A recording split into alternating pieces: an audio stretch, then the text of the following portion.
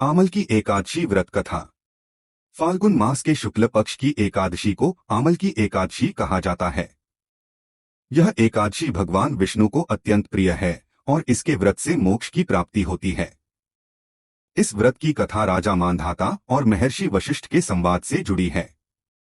राजा मांधाता एक बार महर्षि वशिष्ठ के आश्रम पहुंचे और प्रार्थना करने लगे, हे मुनिवर, कृपया मुझे ऐसा मार्ग दिखाइए जिससे मेरा कल्याण हो और मुझे मोक्ष की प्राप्ति हो। महर्षि वशिष्ठ ने उत्तर दिया, हे राजन, तुमने उत्तम प्रश्न किया है। सुनो, मैं तुम्हें एक ऐसे व्रत की कथा सुनाता हूँ जो समस्त पापों का नाश करता है और अंत में विष्णुलोक की प्राप्ति कराता है। यह है आमल की एकादशी व्रत। प्राचीन काल में वैदिश नामक एक नगर था जहाँ धर्म और सत्य का साम्राज्य था। वहाँ के राजा चैत्रथ परम धर्मात्मा, विष्णु भक्त और न्यायप्रिय थे। उनके राज्य में कोई दरिद्र, पापी या अधर्मी नहीं था। सभी नगरवासी श्रीहरि के भक्त थे और निष्ठापूर्वक एकादशी व्रत का पालन करते थे।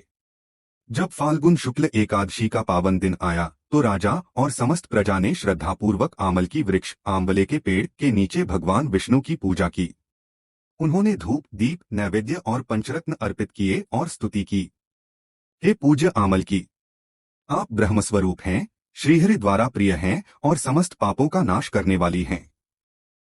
हम आपको नमन करते हैं। रात्रि में सभी भक्तजनों ने जागरण किया, भजन कीर्तन किया और श्रीहरि का गुणगान किया। उसी रात एक बहेलिया, जो पापी, अधर्मी और जीव हत्या करके अपना जीवन यापन करता था, भूख प्यास से व्याकुल होकर उस मंदिर के पास आ पहुंचा। उसने वहां भक्तों को जागरण करते देखा और स्वयं भी एक कोने में बैठ गया। हालांकि वह अनजाने में ही बैठा था, लेकिन उसने भी पूरी रात जागरण किया, भजन सुने और भगवान विष्णु की कथा का श्रवण किया। कुछ समय बाद उसकी मृत्यु हो गई, लेकिन आमल की एकादशी व्रत के पुण्य प्रभाव से अगले जन्म में वह राजा वसुरथ के रूप में उत्पन्न हुआ। राजा वसुरथ तेजस्वी, धर्मपरायण, दयालु और परम विष्णु भक्त थे। वे अपने राज्य में प्रजा का पिता के समान पालन करते थे। उनकी प्रतिभा सूर्य के समान तेजस्वी, चंद्रमा के समान शीतल, विष्णु के समान वीर और पृथ्वी के समान क्षमाशील थी। एक दिन वे वन में शिकार खेलने गए और मार्ग भटककर एक वृक्ष के नीचे विश्राम करने लगे। तभी कुछ दुष्ट म्लेच्छ, असभ्य और क्रूर लोग वहां आ पहुंचे और राजा को अकेला देखकर उन पर आक्रमण कर दिया। परंतु आश्चर्य, जब उन्होंने राजा पर अस्त्र शस्त्र चलाए तो वे सब स्वयं ही नष्ट हो गए।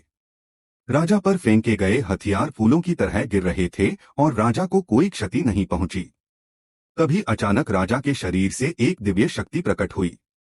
वह एक सुंदर स्त्री थी, परंतु उसकी भ्रुकुटी टेढ़ी थी, नेत्रों से अग्नि की ज्वाला निकल रही थी और उसका स्वरूप काल जैसी भयावह था।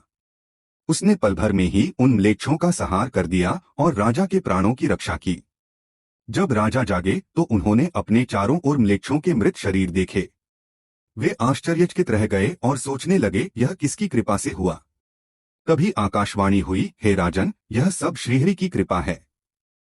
आमल की एकादशी व्रत का यही फल है।